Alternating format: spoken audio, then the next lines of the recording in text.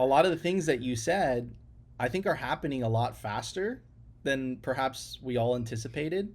But there was this one passage that I kind of want to start the conversation with that I think we're heading into that. I think we're entering the then they fight you stage. So if you don't mind, I'm going to read the passage and then we'll go from there.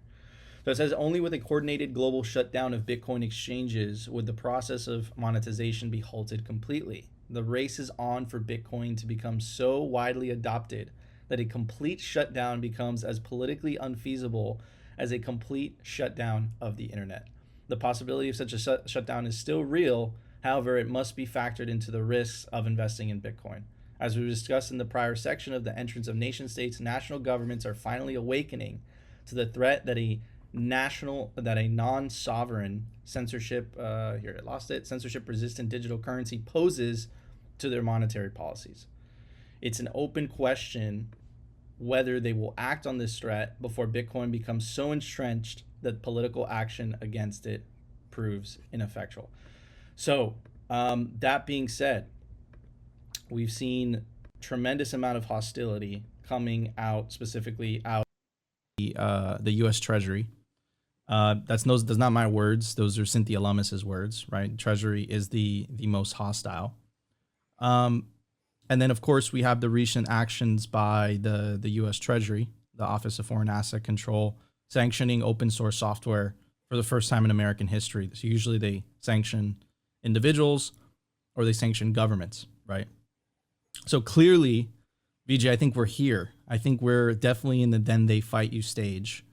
What are your thoughts on everything that's happening? And I'm sure it's not a surprise to you either. Yeah, I do think governments have finally gotten that inkling that Bitcoin does pose an existential threat. There were a few people who talked about it a few years ago, but I don't think the deep state, the internal bureaucracy, really paid much attention to Bitcoin. And I think now they've been awakened to the fact that Bitcoin does pose a threat to the banking industry. I think it's also important to think of the state not as this monolithic entity which makes decisions on its own. It's really more of a tool for special interests. The state, or the government, as some people call it, is better thought of as a weapon, like a sword, and various people pick up the sword and they use it against their enemies. So when you say the Treasury Department, I think a better way of thinking about it is the banking industry doesn't like Bitcoin. It's a threat to the banking industry. So they pick up the sword that is the Treasury Department, they lobby the Treasury Department, and they say, you need to regulate this industry because it's disintermediating us. It's allowing people to do what we provide, the services we provide, cheaper, better, faster, with less fees. Um, and so I think what you're seeing is that those entrenched interests are now waking up to the threat of Bitcoin and now using their political power, their influence through lobbying to try and fight back against Bitcoin. I never saw it from that perspective.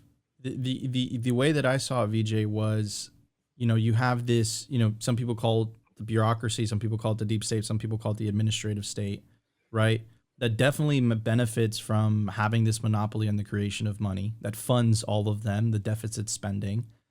But I never saw it from the aspect of the entrenched interest. So you believe that more so it's coming from outside government influence. It's not coming from the bureaucracy itself. I think so, and I think that's the right model to think about the state. I mean, consider the Federal Reserve. It's part of the U.S. government. It's meant to be a sort of independent institution within the U.S. government. But who created the Federal Reserve? Where did the Federal Reserve come from? Uh, it wasn't a creation of the state. It was a creation of the banking industry. They lobbied the state to create this institution that would bail them out whenever there were bank runs. They were uh, concerned that banks were going under all the time, and the way to stop that is to have a central bank which backstops the banks and guarantees deposits of banks, and that's how the Federal Reserve came about in the Federal Reserve Act in 1913. So that's an example where you have an institution within the state being created specifically for the benefit of a special interest, which is the banking industry. So yeah, that's the way I think about it. I don't sort of think about it in terms of like there's this bad person behind the curtain in the government who's like, I hate Bitcoin. I think about it in terms of who will be disintermediated by Bitcoin, whose business might suffer because Bitcoin comes about, and what are their interests. And they're going to go to the government. And what is their political power as well? And probably among the most powerful lobbies within the government is the banking industry. I mean, maybe the only other lobby as powerful as the banking industry is the military industrial complex, which is the companies that benefit when the United States goes to war and have these very lucrative military contracts. Lockheed Martin is an example of this, for instance. So people have this idea of the government they learn in their civics class in elementary school or high school, that it's this independent thing, and then you have the private industry, and then you have government, and then you have people, uh, the population which votes in the government. But really, there's a spectrum, right? There are a lot of private institutions, including companies, which could be thought of as really being kind of part of the state.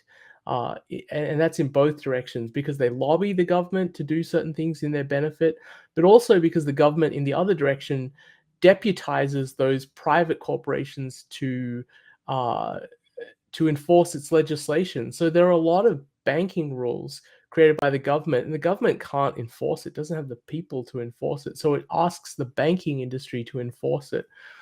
And one of these rules that they're trying to apply to Bitcoin is called the travel rule, and they're trying to apply something that applies to the banking industry to the Bitcoin space. And what they're saying is, if you buy Bitcoin on an exchange and you withdraw it to an address, the address has no identity. They want you to identify that address. They want you to associate it with a particular person. That means provide identification and proof that they own that address. It's a very onerous regulation from the banking industry that doesn't really make sense for Bitcoin. It will certainly hamper the companies working in this space and make their product much messier and harder for people to use. But of course, banks like that, right? If you can do something that cripples your competition, that's good for you. So that's really the way I think about it. Banks are probably almost certainly lobbying the Treasury Department and the Federal Reserve to apply all the regulations. However, you know, however little it makes sense that these very old regulations that come from the 1930s should be applied to Bitcoin, they're going to say, you should apply this to Bitcoin because it's not fair to us that the Bitcoin space gets away without doing these things. So I do see that as a growing threat, not for Bitcoin necessarily, but for the companies that are in the space that are allowing their customers to buy and sell Bitcoin.